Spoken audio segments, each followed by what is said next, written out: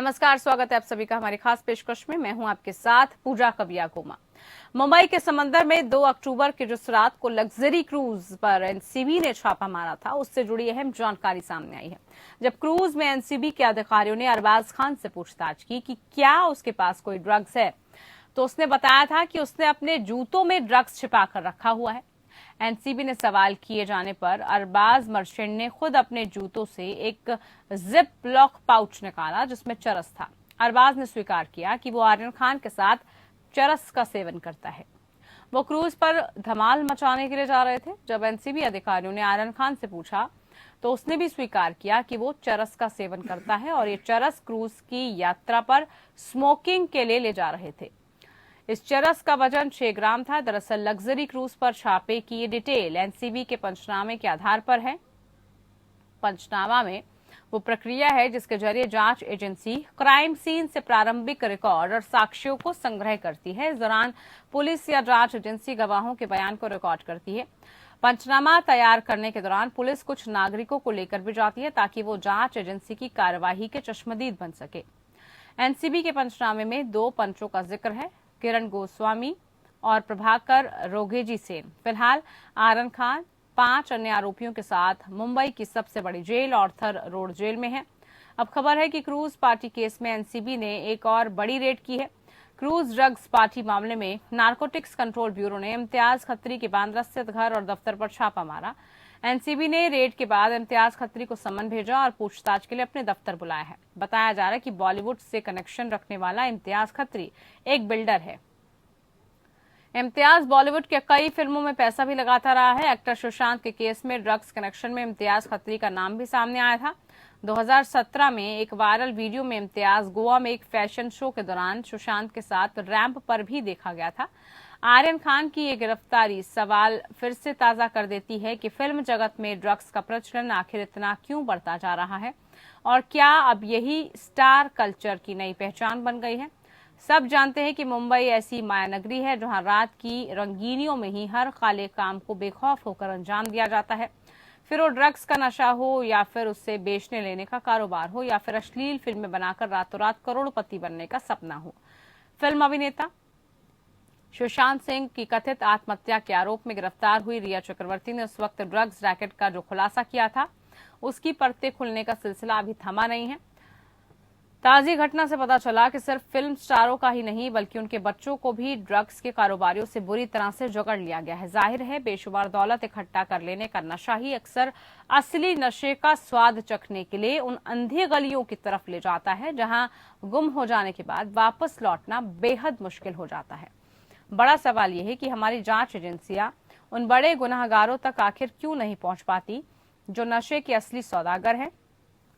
किसी भी नशीली पदार्थ की रोकथाम के लिए एनडीपीएस यानी narcotics drugs and psychotropic substance act 1985 बनाया गया है। चाहे नशे का उत्पादन हो, उसका स्टोरेज करना हो, उसकी बिक्री हो या फिर नशीले पदार्थ को ट्रांसपोर्ट करना, ये एक्ट हर तरह के नशे से जुड़ी एक्टिविटी को रोकता है। अगर कोई एक्ट का पालन नहीं करता तो उसके लिए कड़ा दंड का भी अनुपात निर्धारित किया गया है। जाहिर तौर पर नशे का सेवन अच्छे से अच्छे व्यक्ति को नष्ट कर सकता है और उसे समाज से काट सकता है।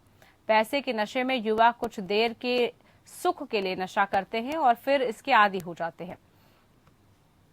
एनडीपीएस एक्ट ऐसे नशाबाजों को सालों साल तक जेल की सलाखों के पीछे ढकेल सकता है।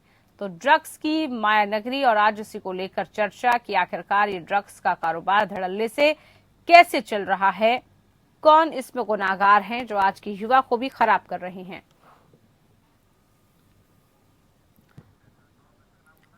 तो ड्रग्स का बॉलीवुड कनेक्शन क्या है और आखिरकार ड्रग्स की वजह से इस वक्त जो हमारा युवा है वो कितना ज्यादा बहक रहा है, कितना ज्यादा इस वक्त समाज को ये सब चीजें इफेक्ट कर रही है, उसी को लेकर हम खास चर्चा करेंगे। चर्चा में खास मेहमान हमारे साथ जुड़ चुके हैं। हमारे साथ डॉक्टर दीपक रहेजा हैं, एक्सपर्ट हैं डी एडिक्शन में। बहुत स्वागत है डॉक्टर दीपक आपका। हमारे साथ डॉक्टर एम वली भी हैं, सीनियर डॉक्टर गंगाराम हॉस्पिटल से। बहुत स्वागत है डॉक्टर एम वली आपका। सबसे पहले आप ही के पास डॉक्टर दीपक मैं जानना चाहूंगी, क्योंकि आप एक्सपर्ट हैं इन सब चीजों के, आज का सिनेरियो जो हम देख रहे हैं, आज का जो पूरा सोशल एनवायरनमेंट चल रहा है, खास तौर पर जब हम यूथ की बात करते हैं, इन सब चीजों में इन्वॉल्वमेंट, अपने आप को हीरो दिखाना और अपने जो आइडियल लोग हैं उनके नक्शे कदमों पर चलना और उसके बाद इस तरीके के हथकंडों में फंस जाना, क्या ये दिखा रहा है इस वक्त समाज में? और कितने केसेस आपके पास भी रोजाना आप आते हैं? क्या इस वक्त जो युवा है हमारे भटक चुके हैं क्या?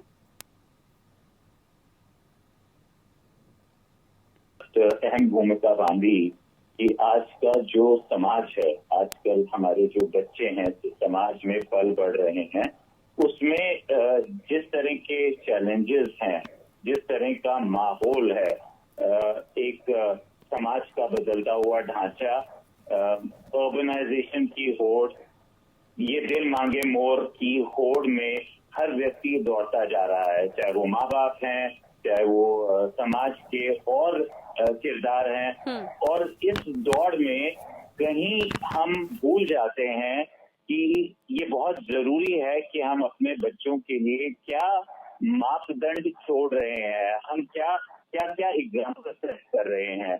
तो आई थिंक ये जो हम आज बात कर रहे हैं उसमें ये बहुत जरूरी है कि एक कलेक्टिव जिम्मेदारी हमें एक सामाजिक रूप में लेनी पड़ेगी। सिर्फ चंद बच्चों को गिरफ्तार कर देना और उससे खुश हो जाना कि हमने कोई बड़ा कदम उठा लिया है, आई थिंक ये आंसर नहीं है। कहीं ना कहीं जवाब रिफॉर्मेटिव भी होने होंगे। हमें समझना होगा कि ये ड्रग्स का बढ़ता हुआ चलन जो है, इसका मूल कारण क्या है, उसकी जड़ पे जाना हमें बहुत जरूरी होगा। और जड़ पे जब हम जाएंगे तो हम ये पाएंगे कि कहीं ना कहीं हम सब लोग एक बड़े रूप में जिम्मेदार हैं, चाहे वो इन्फोर्समेंट एजेंसीज हैं, चाहे पुलिसिंग है, चाहे पेरेंटिंग है, चाहे स्कूलिंग है, चाहे जिस तरह का माहौल हम अपने बच्चों को दे रहे हैं, इस नस्ल को दे रहे हैं जो कि कहीं एक आरामशुदा जिंदगी के आदी बनते जा रहे हैं। सिर्फ उनको ब्लेम कर देना मुझे लगता है अमूमन एक बहुत बड़ी भूल होगी। कहीं ना कहीं हमें गहराई में जाके ये समझना होगा कि इन चीजों के मल्टी फैक्टोरियल कारण क्या है और एक मल्टी प्रोंग अप्रोच के चलते उन सब कारणों को अगर हम पकड़ के चलेंगे तो अगर हम जवाब चाहते हैं तो जवाब ऊपर से नीचे भी आएगा और नीचे से ऊपर भी जाना होगा, top down and bottom up. और बॉटम अप का अर्थ ये है कि कहीं हमें उसकी गहराई में जाना बहुत बहुत अनिवार्य हो जाएगा। बिल्कुल, बात आपने सही की डॉक्टर दीपक कि हमें हर तरीके से इस पर हर पहलू से सोचना होगा, समझना होगा। डॉक्टर एम वली, नशे के असली सौदागरों की जब हम बात करते हैं तो ये बहुत दूर तक, बहुत वीवीआईपी तक या बहुत बड़े बड़े सेलिब्रिटीज तक जा पहुंचती है। आपको क्या लग रहा है कि शुरुआत वहीं से की जानी चाहिए? क्योंकि अब जिस तरीके से छापेमारी हो रही है, एनसीबी की तरफ से लगातार कार्रवाई की जा रही है, तो ये जो एक तरह की मुहिम छिड़ी है, ये एक तरह का जो नया रोल जो दिख रहा है इस तरीके की जांच एजेंसियों की तरफ से, वो निरंतर आगे बढ़ता रहना चाहिए ताकि पकड़ में आए पूरा जो मायाजाल है वो सब। तो जैसे डॉक्टर साहब ने कहा, डॉक्टर दीपक इस पे बहुत अच्छा काम कर रहे हैं बहुत सालों से, और मुझे जो वो अच्छा काम कर रहे हैं उसके बारे में पता है। और इन्होंने जो इशारा किया है नीचे से ऊपर और ऊपर से नीचे, ये बहुत बड़ी बात है। और कई पड़ोसी जो देश हैं वहां से बल्क में जो ड्रग्स आते हैं और एक बड़ा कारोबार है ये। और इसके पीछे उन लोगों के लिए तो सिर्फ पैसा है, लेकिन वो जब नीचे बच्चों में जाती हैं ड्रग्स, उनमें से 90% बच्चे ऐसे होते हैं जो पहली बार उसका सेवन करते हैं और उसके बाद एडिक्शन में पड़ जाते हैं। तो एक बड़ी सामाजिक समस्या है, ये बहुत दिनों से फिल्मों में भी दिखाया जाता है। और ये इस पे अभी हाल ही में एक और भी फिल्म बनी थी उड़ता पंजाब के नाम से, और बहुत सी चीजें इसमें हुई हैं। ये बहुत कॉम्प्लिकेटेड प्रॉब्लम है। मैं किसी स्टेट को या किसी उसको नहीं नाम लेके इस तरह से कह रहा हूँ, तो फिल्म का नाम लिया मैंने। तो मेरा कहने का मतलब ये है कि ये समस्या बहुत पुरानी है और ये समस्या अब बढ़ रही है क्योंकि बच्चे अपने माँ बाप से कहीं ना कहीं विच्छेद हो रहे हैं। They are getting disconnected with their parents. तो पेरेंट्स से जब बच्चा एक नई उम्र का 17, 18, 20 साल का डिस्कनेक्ट करता है तो वो फिर अपने पियर्स में जाता है, अपने दोस्तों में जाता है। उसके दोस्त अच्छे भी हो सकते हैं, उसके दोस्त बुरे भी हो सकते हैं। अच्छे दोस्त उसको साइनेगॉग में, मंदिर में, मस्जिद में ले जाएंगे, मंदिर में ले जाएंगे, पूजा में ले जाएंगे। बुरे दोस्त उसको सिनेमा हॉल में ले जाएंगे, शराब खाने में ले जाएंगे, ड्रग के अड्डों पे ले जाएंगे। तो हमें अपने दोस्तों का जो चुनाव करना है, ये मैं एक मैसेज दे रहा हूँ यंग जनरेशन को, कि हमें जो अपने दोस्तों का चुनाव करना है, जिसको हम पीयर प्रेशर कहते हैं, वो बहुत समझदारी से करना है। और ये चुनाव हमारा 8वीं 9वीं क्लास से शुरू होता है बच्चों का, और माँ बाप को 8वीं 9वीं क्लास से उनके बच्चों की बहुत सुपरविजन करना चाहिए कि किन बच्चों से हमारा बच्चा दोस्ती कर रहा है, वो बच्चे, उनके संस्कार, उनके घर, उनकी फैमिली कैसी हैं। और अगर ये उस समय ही रुक जाएगा तो फिर आगे चल के ये बच्चे गलत बच्चों के संपर्क में नहीं आएंगे और वो इस मेनेस से बच जाएंगे। और ये मेनेस इतना ज्यादा है कि ये इससे बचना आजकल बहुत मुश्किल है। बच्चों पे निगरानी रखनी चाहिए, खास तौर से 15 से 20 साल की उम्र में बच्चों को अपने साथ रखना चाहिए।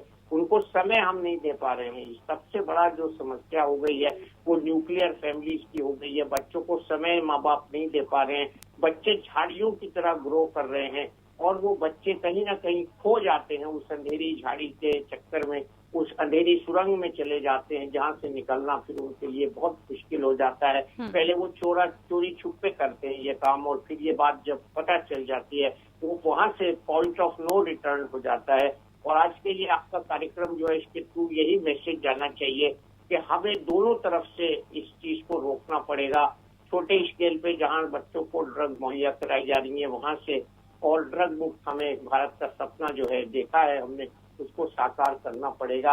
और बड़े लेवल पे भी उन लोगों को जो इसका बहुत बड़े लेवल पे बिजनेस चला रहे हैं, जो उसको भी वहाँ भी ट्रैक करना पड़ेगा। तो ये दोनों जगह से इसका प्रोडक्शन, इंपोर्ट और कारोबार जो है, इसको बंद करने के लिए बहुत इससे लॉन्ग जर्नी, बहुत लंबा ये सफर है, उसको तय करना पड़ेगा।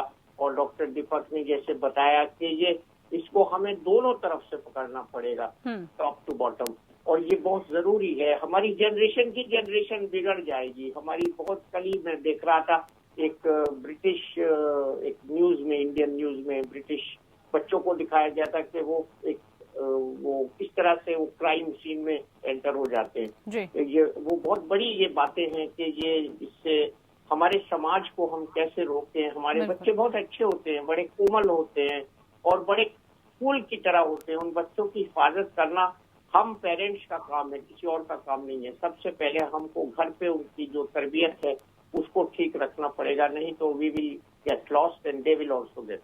बिल्कुल, और इसीलिए ये हालात जो हैं बार बार निकलकर सामने आ रहे हैं और इस तरीके के सवाल उठ रहे हैं कि आखिरकार क्यों जो गुनाहगार है या गुनाहगारों तक नहीं पहुंच पा रहे हैं, जो तमाम एजेंसियां हैं, वो अपने जो ब्रीड है, अपने बच्चे हैं, उनकी परवरिश कैसे करनी है, उस पर खासा जोर देना है।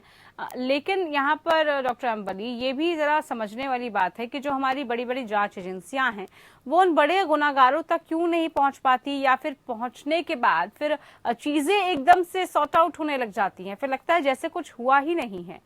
क्यों बहुत बड़े लेवल पर कुछ ऐसा नहीं होता कि पूरी सोसाइटी में मैसेज जाए, लोगों में थोड़ा डर भी रहे कि देखिए अगर आप ऐसा करेंगे तो अगर कोई बड़ी शख्सियत नहीं बचा तो आप लोग भी नहीं बचेंगे ऐसा गुनाह करने से। देखिए, बहुत ही इंट्रिकेट सब्जेक्ट है और मैं यही कहूंगा कि अगर हम किसी चीज का कंजम्पशन बंद कर देंगे, उसका इस्तेमाल बंद कर देंगे, उसकी खरीदारी बंद कर देंगे, तो वो कारोबार खुद ब खुद खत्म हो जाएगा। तो इसकी रोकथाम जो है, इसके लिए हमको खुद कोशिश करनी है और ये इसके बारे में हमारी सामाजिक एक बहुत बड़ी जिम्मेदारी बनती है। आपकी बात ठीक है, जो लोग इसके बड़े स्तर पर काम करते हैं उनको शायद इस बात का अंदाजा नहीं है कि उनकी जरिए से, उनकी एक खेप से कितने लाख बच्चों का भविष्य जुड़ा हुआ है। अगर उनको, मैं सही कह रहा हूँ, मैं ईमानदारी से ये बात कह रहा हूँ, अगर उनको एक बार इस बात का एहसास हो जाए तो वो खुद ब खुद तौबा कर लेंगे कि हमें ये काम नहीं करना है। तो ये उसका रियलाइजेशन जो है ये बहुत इम्पोर्टेंट है, और हमको भगवान ने सद्बुद्धि जरूर दी है, और हमको इसका रियलाइजेशन करना बहुत ही जरूरी है कि किस तरह से हम समाज के लिए अच्छी तरह भागीदारी भी कर सकते हैं और खराब तरह भी भागीदारी कर सकते हैं। जब तक ये भावना जागृत नहीं होगी तब तक हम इस कारोबार से नहीं रुक सकते, क्योंकि ऐसा पैसा जिससे हमारा समाज खराब हो रहा हो, अगर ये बात उन लोगों की समझ में आ जाए तो वो कभी इस काम को नहीं करेंगे, वो बिल्कुल नहीं करेंगे। कहीं ना कहीं इसमें एक खाई है बीच में, कारोबार के और जो उसके इफेक्टेड बच्चे हैं उनके बीच में एक बहुत बड़ा गैप है, और 2-3 जगह ये चीज ट्रांसफर होके उन बच्चों तक पहुंचती है, और ये इसका जो पूरा एक विशेष साइकिल है, इसका जो चक्र है, उस चक्र को भेदना पड़ेगा। ये एक बहुत बड़ा चक्रव्यूह है जिसमें जब बच्चे फंस जाते हैं तो उनका निकलना बहुत मुश्किल होता है। तो इसकी शुरुआत पे असर जब पड़ेगा, जब वो लोग जो इस कारोबार में लिप्त हैं उनको इस बात का रियलाइजेशन होगा कि उनके छोटे से मुनाफे की वजह से या बड़े मुनाफे की वजह से समाज के कितने बच्चे, मासूम बच्चे अपनी जान खो देते हैं, या अपना कैरेक्टर खो देते हैं, या अपने एम से भटक जाते हैं, या वो एडिक्शन के उसमें ड्रग्स के पड़ जाते हैं और पॉइंट ऑफ नो रिटर्न पर चले जाते हैं। मैं सही कह रहा हूँ, अगर किसी का भी बच्चा इससे गुजर चुका है, उस शख्स का माँ बाप कभी भी ये काम नहीं करेंगे। उनको ऐसी शिक्षा मिलती है उस बच्चे को देख के, वो कभी भी नहीं करेंगे। कहीं ना कहीं ये गैप है और इस गैप को हमें भेदना होगा, इस चक्रव्यूह को तोड़ना पड़ेगा, तभी हम इसको, ये इंटरनेशनल समस्या है, ये खाली हमारे देश की समस्या नहीं है, ये बहुत बड़ी इस समय एक समस्या बन चुकी है। इसके लिए बहुत बहुत ज्यादा कोशिश हो रही है, और ये एक बहुत बड़ा कारोबार है, और इस कारोबार को भेजना जो है ये बहुत मुश्किल काम है। और जैसे डॉक्टर दीपक रहीजा ने बताया, उनसे जरा पूछ लेते हैं। ठीक है, डॉक्टर दीपक के पास चलते हैं यहाँ पर। हाँ डॉक्टर दीपक, हमारे पास एक्ट है, एनडीपीएस एक्ट है, जहां पर नशे का उत्पादन या इससे जरूरी जो भी चीजें हैं, जो भी गतिविधियां होती हैं, उसके खिलाफ एक्शन है, कानून है, संविधान है, और कड़ी इस पर सजा भी है।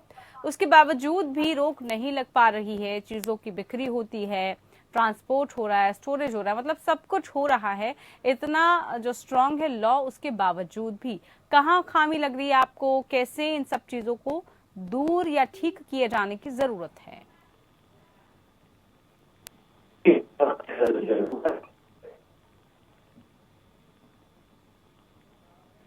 डॉक्टर दीपक, आपकी आवाज नहीं मिल पा रही अभी।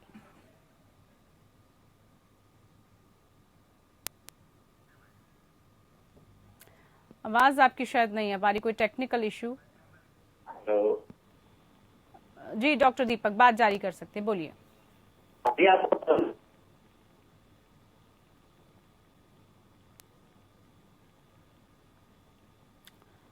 चलिए, टेक्निकल शायद कोई इश्यू, डॉक्टर दीपक से संपर्क नहीं हो पा रहा है। डॉक्टर एम वली, आप से मैं अब ये जानना चाहूंगी, एक्ट की हम बात कर रहे हैं, क्या आपको लग रहा है इन सब चीजों से कैसे मुक्ति मिल सकती है, कैसे इन सब चीजों को दुरुस्त किया जा सकता है समाज में?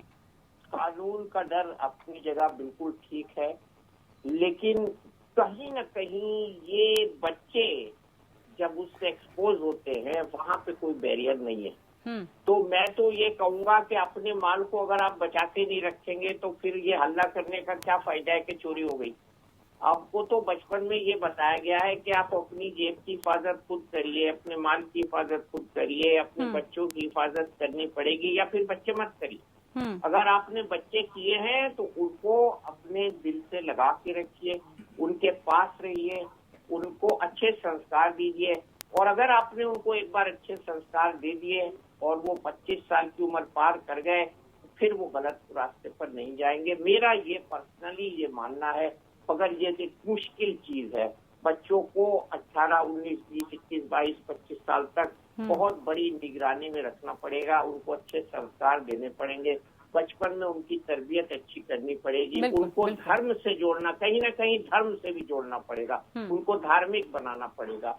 यहाँ मैं यही कहूंगा, कानून अपनी जगह काम करता है, कानून है, बहुत सख्त है, बहुत अच्छा है, उसमें सुधार किए गए हैं, हमारी एजेंसियां बिल्कुल जागृत हैं और बिल्कुल सशक्त हैं, उनको अनलिमिटेड पावर्स हैं, लेकिन उस सब के बावजूद इसमें हमको अपने बच्चों को संभाल के रखना पड़ेगा। इसके अलावा मेरे नजदीक कोई रास्ता नहीं है और ये सबसे मुश्किल काम है जो मैं बता रहा हूँ, ये आसान काम नहीं है। बिल्कुल, लेकिन हम सबको अपनी जिम्मेदारी के साथ और आपस में सहयोग के साथ, कंट्रीब्यूशन के साथ इसको निभाना होगा। बहुत शुक्रिया आप दोनों खास मेहमानों का, आप हमारे साथ जुड़े और ड्रग्स को लेकर जो भी अहम जानकारी थी वो हमने साझा की।